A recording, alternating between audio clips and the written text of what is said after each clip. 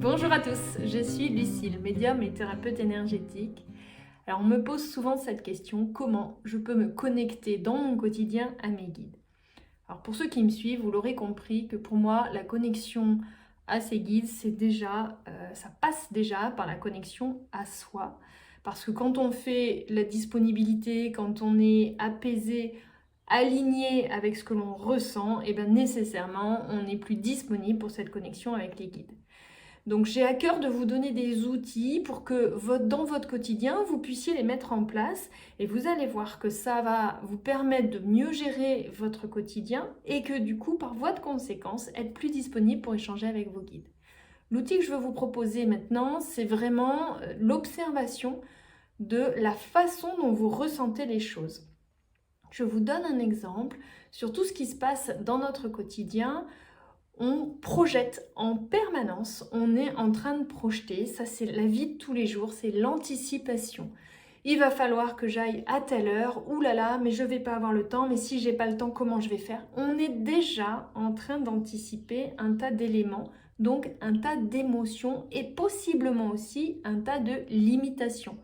On anticipe les émotions et les limitations alors que l'événement ne s'est même pas encore produit. Combien de fois sur un entretien qu'on a à faire avec une personne, on va se dire oh, ça va être compliqué, c'est quelqu'un qui n'est pas simple, qui se met beaucoup en colère et on est déjà en train d'anticiper ce qui peut se passer. On est déjà en train d'ancrer des émotions d'inquiétude, de stress, d'angoisse et on est déjà en train d'imaginer ce qui peut se produire et donc de projeter des limitations qu'on va s'automettre. Je vais me mettre dans telle posture si jamais il fait ça. Voilà. Donc, on anticipe en permanence émotion, limitation. Donc, là où je veux vous amener, c'est vous montrer que dans tout ce qu'on fait, on a toujours, il n'y a pas de jugement, c'est comme ça, on anticipe toujours des émotions et des limitations. Donc, c'est pareil dans nos connexions. C'est absolument pareil. On va anticiper le fait que peut-être c'est notre mental et pas notre connexion, que peut-être on a voulu cette réponse, donc on l'a eu de notre guide. Donc, tout ça, c'est des choses qu'on anticipe. Alors, ce que je vous propose, c'est de faire cette petite gymnastique dans votre quotidien, sur toute votre vie, toutes vos décisions.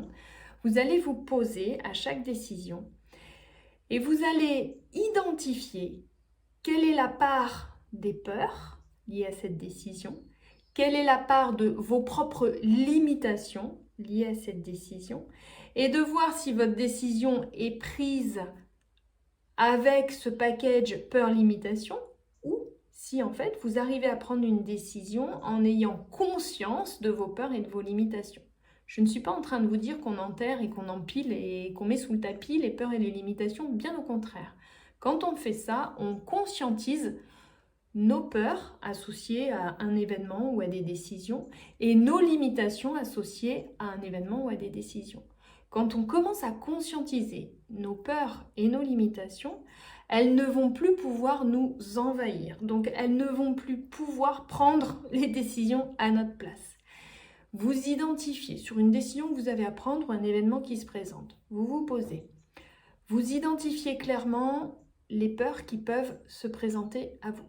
Vous identifiez clairement les limitations que vous pourriez vous mettre face à cet événement ou ces décisions à prendre.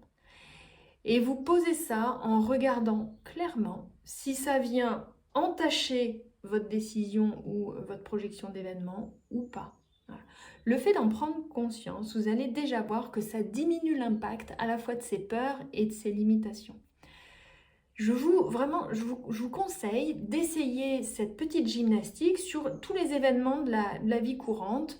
Alors évidemment, c'est moins lourd quand un événement ou une décision est moins impactante, mais c'est une bonne façon de s'entraîner pour identifier ses propres peurs, ses propres limitations, de sorte à ce qu'elles ne nous envahissent pas et qu'elles ne finissent pas par prendre nos propres décisions à notre place. Et à force de faire ça, vous verrez que dans vos connexions, après, vous pourrez identifier vos peurs et vos limitations liées à ces connexions. Mais je vous assure, faites-le dans votre vie de tous les jours. Vous allez voir à quel point c'est puissant parce qu'on reprend nos décisions en alignement et sans teinter de peur et de limitation. Vous verrez que dans ces cas-là, vous avez les mots justes après, une fois avoir vraiment posé ce qui était pour vous des peurs et des limitations, pour ne pas qu'elles vous envahissent. Ça, c'est vraiment une gymnastique que vous pouvez faire dans tout votre quotidien et qui vous permettra de ne pas ancrer à l'intérieur de vous en émotion ces peurs et ces limitations. Vous ne vous laissez pas envahir par ces peurs et ces limitations. Écoutez, je vous souhaite de très belles connexions avec vous-même et avec vos guides et à très bientôt.